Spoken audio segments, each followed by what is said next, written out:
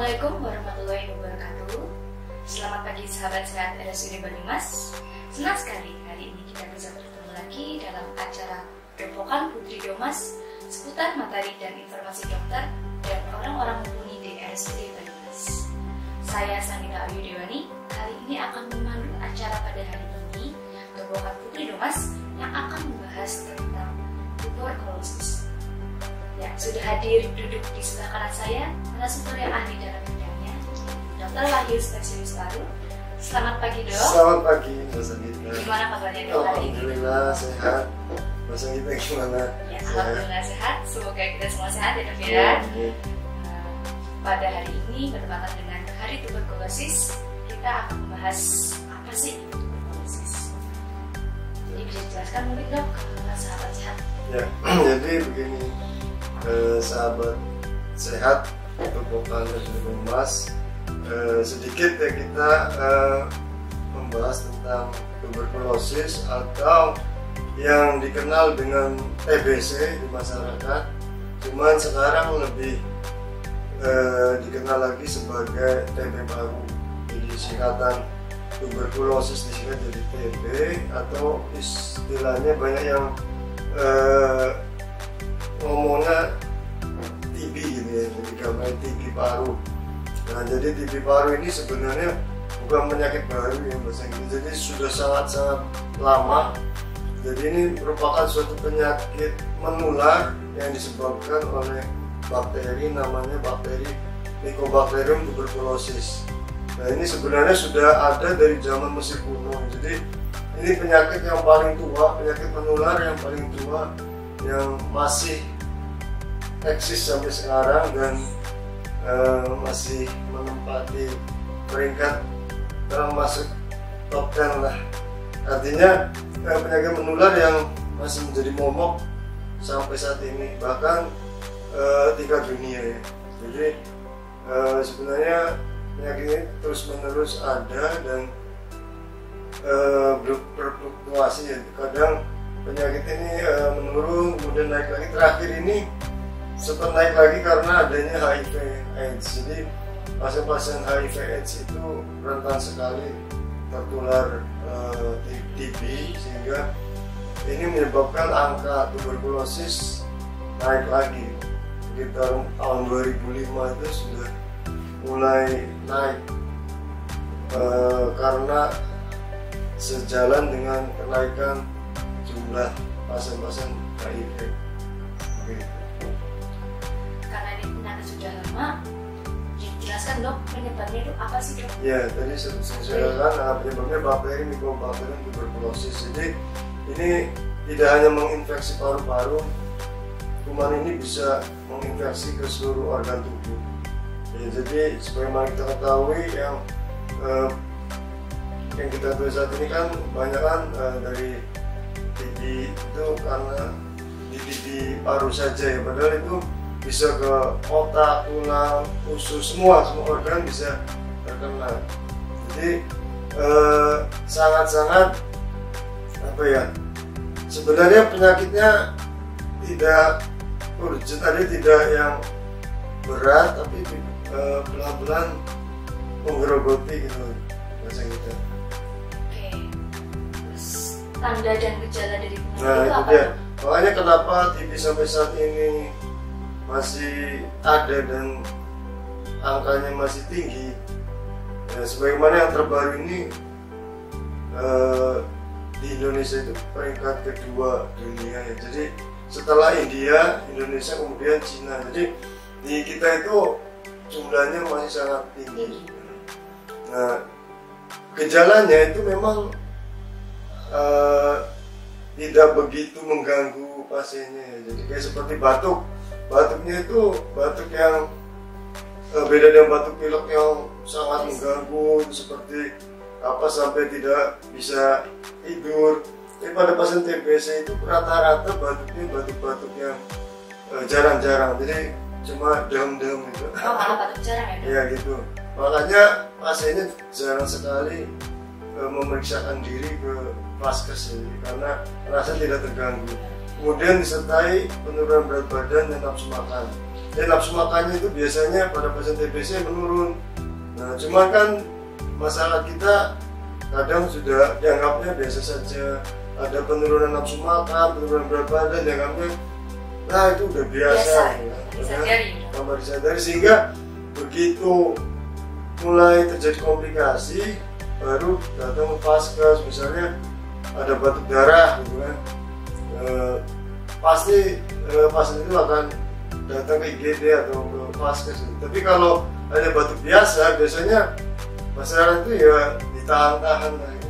Nah, sehingga pada saat datang ke vaskes, baik puskesmas, rumah sakit, biasanya sudah tahap komplikasi seperti adanya kavitas atau parunya sudah bolong gitu, atau ada cairan di paru atau efusi, kemudian parunya kolap, pneumotoraks dan macam-macam seperti itu Mas. Dan kalau sudah demikian biasanya sudah agak telat dan mungkin sudah menularkan ke beberapa anggota keluarga atau ke teman-teman saudara, karena itu kan sudah terlambat sebenarnya. Biasanya udah minimal 6 bulan sudah ada gejala dan dibiarkan saja.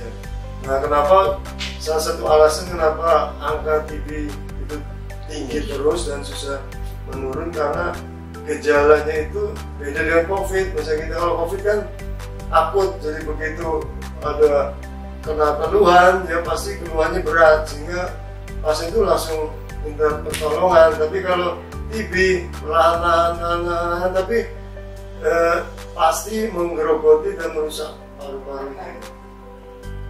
Seperti itu Mbak Danita. Ya, dari tanda dan gejala yang ada itu, pengobatannya ini gimana sih dok? Ya, jadi untuk pengobatan TB sendiri cukup lama ya, biasanya kita minimal 6 bulan. Jadi ada beberapa sih, biasanya kita ada yang TB tanpa komplikasi dan dengan komplikasi. Ya kalau untuk TB biasa, TB paru biasa itu biasanya cukup 6 bulan dan insya Allah bisa sembuh asalkan diminum rutin ya. Nah, biasa ya dok? Ya, cuman memang jumlah obatnya itu banyak misalnya kita. Jumlah obatnya itu pada 2 bulan pertama itu 4 macam obat wajib ditambah vitamin ya. Nah, itu kemudian 4 bulan berikutnya itu cuma 2 macam. Cuman efek samping dari OAT sendiri atau obat anti tuberkulosis itu juga banyak, sehingga kadang menyebabkan pasien itu minum obatnya jadi tidak teratur, kadang dihentikan. Nah, jadi itu juga salah satu masalah kenapa TB paru itu agak susah diberantas. Salah satunya juga yang tadi ya, untuk gejala yang tidak urgent, artinya tidak mengancam jiwa, terus kemudian pengobatannya yang lama, butuh waktu 6 bulan. Beda dengan penyakit lain kan, paling seminggu 2 minggu, paling lama sebulan gitu. Jadi 6 bulan itu minimal, belum kalau ada komplikasi dan lain-lain. Kemudian jumlah obatnya banyak, efek sampingnya juga banyak. Nah itu salah satu kendala. Contoh efek samping ini apa aja dok? Nah untuk efek samping OAT ya, beberapa pasien kadang mual muntah, kemudian kuning matanya atau ikterik, kemudian bisa juga paling sering semutan. Jadi paling banyak itu di tangan dan di kaki, kemudian juga nyeri-nyeri sendi. Nah itu kadang beberapa pasien sampai gemeteran minum OAT sampai akhirnya dihentikan gitu. Nah saran saya pada pasien-pasien yang lagi minum OAT, jika ada keluhan-keluhan yang mengganggu itu jangan menghentikan sendiri, baiknya langsung ke tempat puskesmas atau ke rumah sakit untuk konsultasi gitu. Karena kan nanti ada solusinya, misalnya diberi obat anti muntahnya, obat untuk anti nyerinya. Ya, usahakan obatnya harus terus. Ya, tadi sudah dijelaskan gejala dari tuberkulosis ya dok. Apakah tuberkulosis ini bisa dideteksi cuma dari gejala aja atau ada pemeriksaan penunjang yang harus dilakukan? Ya, jadi begini Mbak Sanggita, untuk menegakkan diagnosa tuberkulosis itu kita ada 3 poin ya. Yang pertama tadi ya dari klinis. Jadi klinis itu dari gejala tadi yang ada 3 itu, yang batuk lebih dari 2 minggu, penurunan berat badan, penurunan nafsu makan, kadang disertai keluhan lain seperti ada batuk darah atau keringat malam hari. Kemudian selain klinis itu misalnya didapatkan 3 itu, kita harus periksa pastikan dengan ronsen toraks. Jadi kita ronsen dadanya, kalau ronsennya itu positif juga mendukung, oh ya ini gambaran TBC, 2 ini aja sebenarnya sudah pasien sudah boleh langsung diberi OAT atau obat anti tuberkulosis. Nah nanti ditambah lagi pemeriksaan dahak, istilahnya dulu BTA, basi tahan asam, dulu komisannya BTA, sekarang lebih canggih lagi dengan TCM atau tes cepat molekuler. Nah jika 3-3 positif sudah aku yakin itu sudah jelas TBC ya. Jadi udah pasti 100% itu TBC dan harus segera diobati. Tapi kalau misalnya TCM-nya negatif tapi klinis dan ronsennya positif, itu pun boleh diobati seperti itu. Dan di kita sudah lengkap sih Mbak, untuk ronsen, TCM sudah ya, sudah adanya. Jadi perlu 3 itu memastikan. Jadi tidak bisa kalau hanya dari gejala saja. Tidak bisa dari gejala saja ya. Berikutnya komplikasi dari penyakit TBC ini apa aja dok? Ya jadi memang penyakit TBC itu gejalanya tidak berat kalau belum menimbulkan komplikasi. Jadi kalau pada pemeriksaan fisik pun kalau tanpa komplikasi, jadi TBC yang belum komplikasi itu ya seperti orang normal saja kita. Tidak ditemukan kelainan atau suara tambahan atau ya sesuatu di paru. Tapi kalau sudah komplikasi, nah ini menimbulkan keluhan yang sangat berat. Nah, misalnya contohnya muncul cairan di pleura atau di lapisan parunya itu. Nah, kalau dibiarkan dia makin penuh, otomatis pasiennya pasti sesak dan sesak berat. Ya, jadi kadang pasien datang ke kita itu sudah kondisi sesak, gitu. Ternyata cairannya sudah banyak. Artinya apa? Dia sudah telat kan, sudah lama ini terjadi. Sebenarnya infeksi sudah lama. Nah, atau itu komplikasi pertama efusi, yang kedua yang saya tadi sempat singgung pneumotoraks. Pneumotoraks itu jadi paru-parunya kolaps atau mengempes. Itu pun karena bolong sehingga bocor. Itu penyebabnya dari TBC juga. Kemudian batuk darah juga jangan dianggap sepele, karena kalau dia banyak pasti akan menimbulkan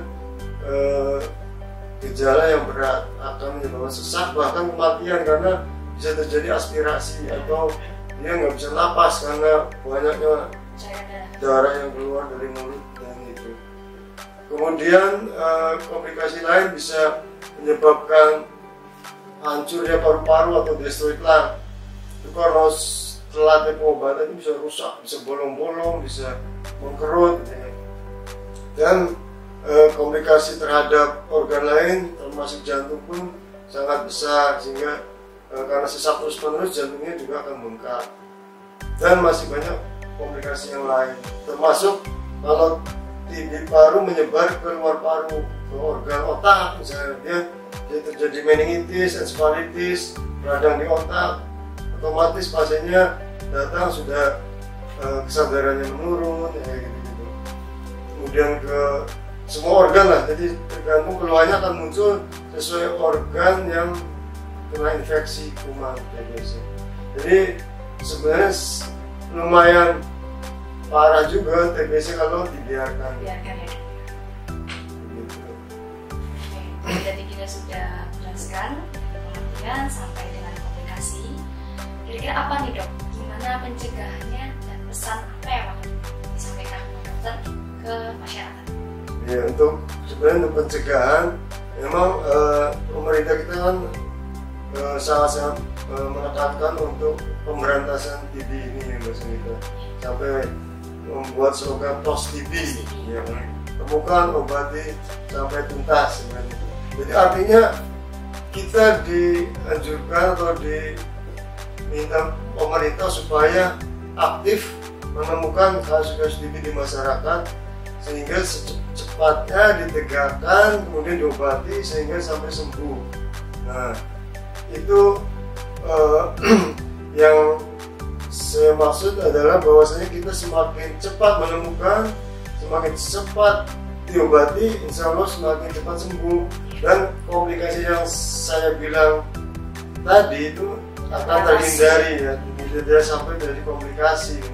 Nah itu saran saya juga kepada masyarakat ya, jika ada keluhan yang saya sebutkan tadi, ada keluhan batuk lama, batuk nggak sembuh-sembuh ya, sudah berobat ke dokter, ke puskesmas, ke bidan, ke Pak Mantri dan lain-lain, kok nggak sembuh-sembuh, sudah minum obat tradisional nggak sembuh-sembuh. Nah itu jangan dianggap sepele ya kan, apalagi disertai nafsu makannya kok menurun, terus berat badan tambah kurus, itu segera ke fasilitas yang ada untuk pemeriksaan TB-nya, seperti misalnya paling tidak ada pemeriksaan BTA atau ronsen toraks. Nah itu nanti biar petugas akan men-screening, artinya oh ya ini TBC, nah biar segera diobati gitu. Gitu sih. Jadi untuk TB ini memang kita tidak bisa lihat dari penampilan fisik saja orang. Ya, mungkin memang orangnya kurus ya, tapi belum tentu juga karena TBC gitu. Jadi memang kita harus update, dan juga pasiennya sendiri atau masyarakat yang merasa keluhan seperti itu ya harus aktif juga untuk pemeriksaan diri. Terima kasih ya Dok atas penjelasannya dari awal hingga akhir. Kesimpulannya tuberkulosis ini dapat diobati dan dapat juga dicegah. Ya, terima kasih kepada sahabat RSUD Banyumas dimanapun berada yang telah mengikuti Depokan Putri Demas pada hari ini. Mari selalu ikuti acara ini di lain waktu dengan narasumber dan tema yang berbeda. Jika sahabat sehat RSUD Banyumas ingin memberikan usulan terkait tema ataupun materi, silakan tulis di bawah di kolom komentar, dan jangan lupa klik like dan subscribe. Terima kasih. Wassalamualaikum warahmatullahi wabarakatuh. Waalaikumsalam.